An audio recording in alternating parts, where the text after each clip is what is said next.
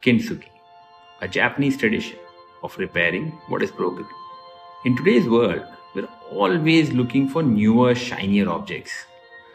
Motorcycles, unfortunately, have the same trajectory. There's always a newer version with more tech, and the itch to upgrade is poison. I have a 25-year-old Yamaha RXG that hasn't been started in 15 years. It belongs to my cousin, but I bought it in to fix it. With work, it stayed with me for 3 years in exactly the same shape. Then one day, I decide to fix it.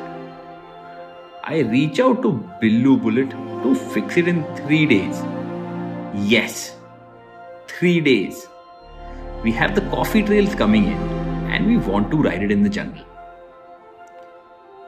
Just like liquid gold, the motorcycle just needed some cleaning up, some fuel and oil, and it came to life. Now we get it ready.